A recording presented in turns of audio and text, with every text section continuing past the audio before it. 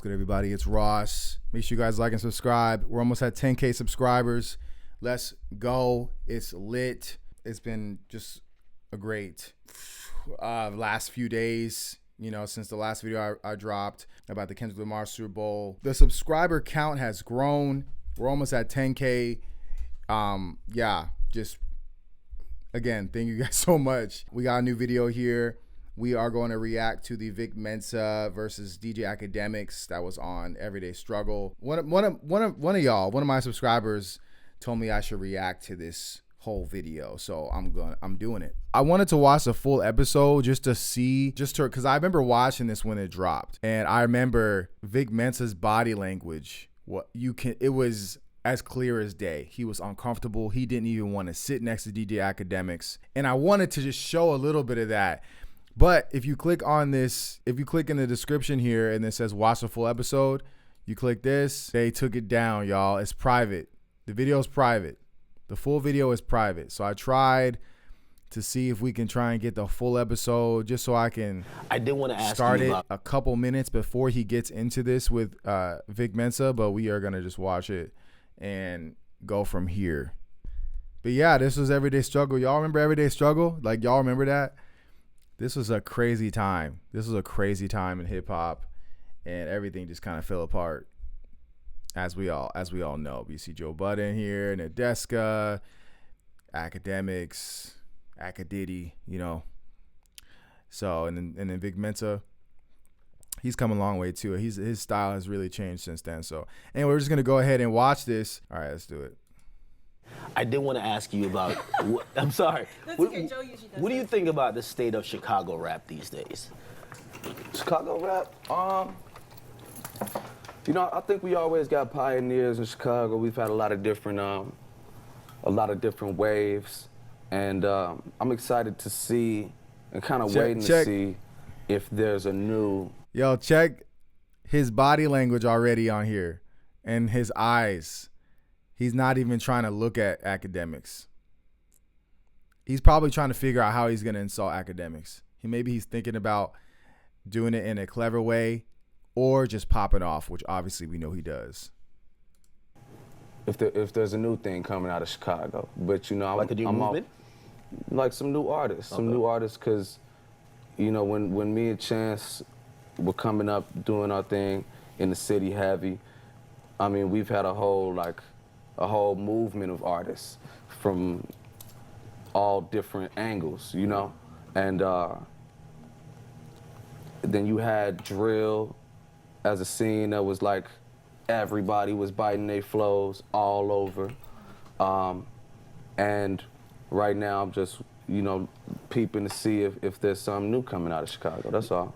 Do you feel drill is like done? Because you also mentioned that you felt you were a little bit repulsed by the fact that so many people outside the culture of Chicago, they hyped up the music not knowing that real lives were being affected, deaths.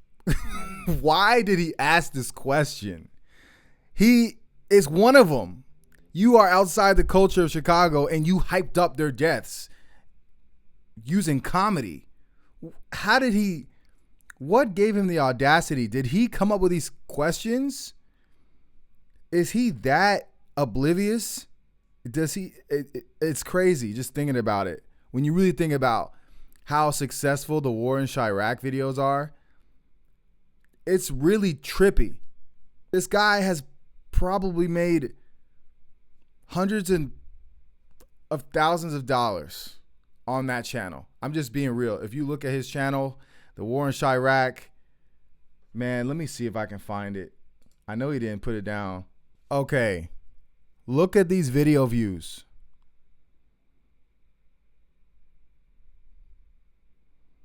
Dude made 526 videos specifically on Chicago rap. I'm just going to go to his most popular video here. Here we go. Chirac Savages recorded themselves going to pay the ops a visit via a drive-by. 4.2 million views. I don't know how much money that is, but that's a lot of money. That's a lot of money. That's a lot of money. And he's at a few of them. Oh man. He's got more than 10 videos of it going a milli plus. And I mean, regardless of a milli, the fact that he's averaged over 500, 300K plus views on this, that's a lot of money, y'all. I mean, from what I understand, I think a million views is about 20 grand. I don't know. It depends on how long the video is, of course, but a million views it's a lot of money. So I'm going to say, back to my point, this guy has made 1,000, probably up to 100,000 plus on this kind of content. It really is disgusting. All black men, a majority of them are not alive right now. Dude has made a lot of money. That's pretty much what I really wanted to say. He made a lot of money off that channel. So it is wild to see him ask this question, the amount of videos that he made about people in Chicago. And you got somebody from Chicago here. It's hella disrespectful. That you felt you were a little bit repulsed by the fact that so many people outside the culture of Chicago, they hyped up the music, not knowing that real lives were being affected, deaths and other type of madness happened within the music, and the music was a real life depiction of that. Like, how did you feel about that? I wanted to slap you in your face, honestly. And I'm just seeing you here, so I'm like, this is a tame environment, so I would keep it to my words. But I really felt as if people exactly like you sensationalized and made a following off of clowning situations that we go through in real life. And I think, you know, niggas ain't had no right. You know, you specifically, like, you ain't never have a right. Like, whatever made you feel like you had a space to have a perspective on our people dying on a daily basis? That's a joke to you? So, when I saw Drill, and you could definitely chime in, when I saw Drill was so hyped up by everyone, I had to give a different perspective of what that was for people to realize that's not cool. And whether you would... What? What the hell is he talking about? What the hell is he talking about? So, when I saw Drill, and you could definitely chime in, when I saw Drill was so hyped up by everyone, I had to give a different perspective of what that was for people to realize that's not cool. And you're lying. You lied. You lied. You're a liar, dog. What is it? What are you talking about? You did it because it's funny to you. You're not doing it. You did not create that channel and do 526 videos of jokes of black men killing other black men and in result to gang violence. You did not come on YouTube with the intention of showing or trying to shed light on the fact that people shouldn't engage with that activity. What? I don't even understand. When I saw Drill was so hyped up by everyone, I had to give a different perspective of what that was for people to realize that's not cool. And whether you agreed with... We all know it's not cool. We all know it's not cool. What do we... Bro, stop. I'm not... I don't even know why I'm entertaining this. With it, right? And again, you're very close. You're involved in it. Chief Keef didn't like me. Dirk didn't like me. I mean, I think they grew to understand that the content was not just negative, right? No, it was negative, man. It was just straight negative, bro. Why do you think? What did you do? What type of value do you think you made making those videos? What kind of value is that? You honestly glorified all of it. To be honest, you gave everyone nicknames and savages and dehumanized them. What the hell? It was just negative, man. No. Like, come on, boy. You don't think it was nothing constructive about it? There was nothing constructive about it, and I'm gonna tell you the truth.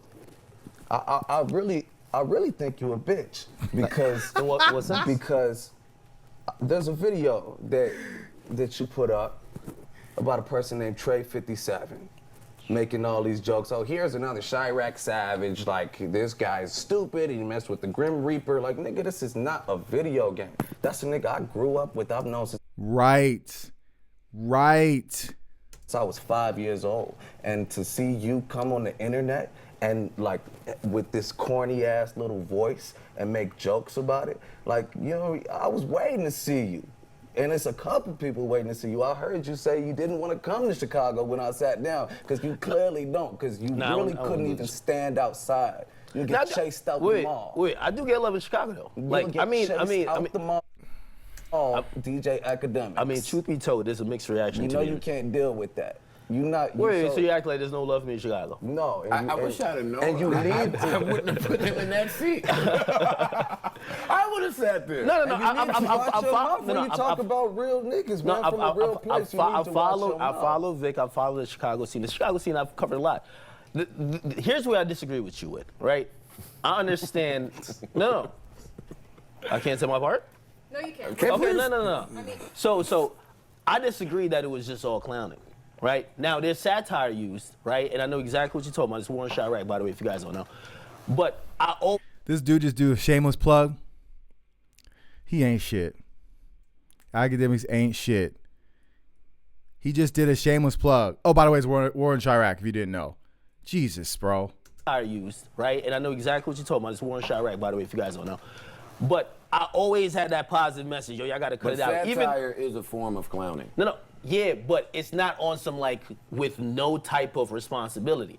Always offered Zero advice. Responsibility, Satire, man. That's like when I you look sitting up- in your fucking... Wait, zero responsibility when I'm offering advice at times? And I'm offering also... advice? Who made you eligible to even weigh in? You sitting at a computer jacking Everybody off, weighs in. fucking typing. Wait. typing Everybody about weighs in real, on everything. Talking about real life. You talking about real shit. What you know about that, bro? No, doesn't everybody weigh in on everything? Not in that way. You really built a following off of clowning our deaths, people that I really know. And you know what's fucked up about it, and why I said the things I said to you, is because were we to be in a room, there's no cameras, there's no security, you see us, you wouldn't make no jokes. You wouldn't make a single joke. Well, first of all, I gave an outside perspective. Would you make a joke? Would you make a joke? A joke about what? No, okay, give me some. Hey, don't waste my camera time. He wouldn't make the joke. You wouldn't make the He joke. wouldn't make the joke. So don't just be sitting like a little... Thank you, Joe. I know Vic is trying to punk him, but yeah, I mean, let's Outside perspective. Would you make a joke? Would you make a joke? A joke about what? No. First of all, What? I want to hear what DJ Akademiks has to say. Like, I really want to hear the delusion that is coming out of his mouth, where he is trying to give a different perspective, an outside perspective. People outside of that culture, this is how they feel. That these black children, most of them are under the age of 18, are video game characters. Savage 1, Savage 2, Grim Reaper 3. What are we talking about here? You act like these people were NPCs running around here on GTA. That's how you made it look like. Is that the angle you're going to from an outside perspective? This is how you viewed black life. This is how you valued black male livelihood. It's sick, bro. And I'll even says black American male livelihood. I don't see him doing videos on what's happening, what goes on in Jamaica. How come he don't do that? I'm sure he has a deeper connection with that, but he won't do that, right? You wouldn't make no jokes. You wouldn't make a single joke. Well, first of all, I gave an outside perspective. Would you make a joke?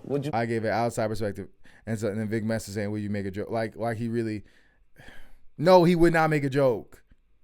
Make a joke. A joke about what? No, okay, give me some. Hey, don't waste my camera time. He wouldn't make the joke. You wouldn't make the joke. He wouldn't make the joke. So don't just be sitting like a fucking, like an internet gangster. Talking about like making. I don't think you understand me, truth be told, because I never portray myself. And the reason I say that is because those are ballsy things to say that you said. Those are ballsy things to say, not coming from a ballsy person. Pause. But those are brave things to say, and I don't take you for a brave man. I really think that that's cowardice. I think that entire perspective that I'm gonna make a life off of joking about these young black men killing each other, that's coward shit, man. And you wouldn't say it to nobody when the cameras is on. Let me ask you a question. So, So you expected me to cover drill music, everything around it, but not like how do you cover that? Who told you to make a video series? You're not even from Chicago, called The War in Chirac, where you go into the smallest details of like murders. What is that? Like that's, you know what? That's just Facts. like, that's parasitic. That's what they do to our culture from the outside, and that's exactly what you do to our culture from the outside. I cover music. I have That's not music. I'm talking. Bro, you're not covering music. Bro, I remember running across his videos. A majority of them was not even about music. It was people who weren't even rappers getting killed. You might have a series called War in Chirac. That's You've not never been to music. Chirac. That's not music. I'm talking about where you think you're like basically one of those little kids that makes like fan fiction on the internet, and they just like create these worlds about people they don't even know. It's just kind of sick when it's real people dying young. I'm at those funerals. I just left one of those funerals on Friday. You feel me? From a 22-year-old shot 5 times on 61st Street. And that's something that you would take.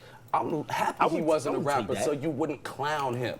Cause Trey, Nigel was my fucking brother. That's my brother I grew up with since age 5. And to see you clown him, and I know you wouldn't clown him if you ever saw us outside of a safe, controlled environment, man, that's some whole shit. But we should just move on. We should move on. Yeah. To be honest, I'm sorry. I didn't know that. No, I it's didn't fine. know this was a point of contention. I was gonna chill. He asked me about what I think about niggas doing that. He moved back to it. I always gotta ask because No, you don't. Let's move on. We done. Yo, let me speak. Let me speak. You spoke. Nigga, shut up. Listen, I had to ask that because that's something I've been interested in. You've always been very conscious and outspoken on that, so I always gotta ask. I mean, even if it's a disagreement or a point at me, It sounds like there's nothing else to say, right? No, hell no. Okay. It was well worded. Shit, I thought he did a good job. Let's get to it. All right. I should have been in that seat though. Still feel good to Yeah. Right? He shouldn't have been. They shouldn't have had DJ Akademiks sit right next to him, bro. He would have just. It could have easily happened. That could have easily happened if Vic Mensa had no fucks to give. You know. All right, that took an unexpected turn. You articulated yourself well. Thank you. Smart kid. I did want to ask you about. Joe Budden's funny as hell, bro. I was personally very caught off guard. Me too. We can talk about this. We know. Poor Nadeska, she was. There's been so many episodes where she just was blindsided. That whole everyday struggle, yo. That whole everyday struggle was, I know, was rough for her. That was a mess, and she thugged it out all the way through. I know DJ Akademiks stuck out, and then they had and then Star joined, right? Star joined, and then I don't know if y'all remember, but Star, he has a live stream thing on YouTube, and he was talking about Nadeska like sexual fantasies about her, and they didn't know about it until after he signed, and then it was so weird. I remember that, but yeah, he said like the things that he would do to her sexually and shit, and so she had to work with this dude. Like, do you know how weird that is? Like, what the hell? So anyway, shout out to Nadeska. She's come a long way, especially seeing her from the Apple Music interview with Ebro. Like, I'm really happy she's still doing her thing, because I really haven't seen her since. Haven't really been checking for her until I saw her at the Apple Music interviewing Kendrick Lamar. That's historical. Like, that interview is going to be looked at. You know, we talking like in the historical books. You know, for artists and hip hop. She's going to be in those conversations for that interview. So shout out to her. Shout out to her for real. I wish that conversation, I don't know what Vic Mensa's goal was when he had that conversation. If I was Vic, I think my goal was to educate him, at the same time educating the viewers about how problematic that is in the long run. And I would have made him apologize. I really wish it was an in-depth conversation, but it was short. It was cut short. You know, Vic Mensa said, let's just move on. So I think he just wanted to kind of get that off, and that's all right too. If you want to just get that off at the end of the day and just be like, I wanted to tell him what I wanted, So, but I don't think Akademiks. I don't think he understood. He understands how problematic that is on a grand scale. So anyway, that was my reaction to the Vic Mensa Akademiks verbal tussle here on Everyday Struggle. Yeah, make sure you guys like and subscribe. We're almost at 10K subscribers. Shout out to y'all for supporting, and I will catch y'all later. All right, peace.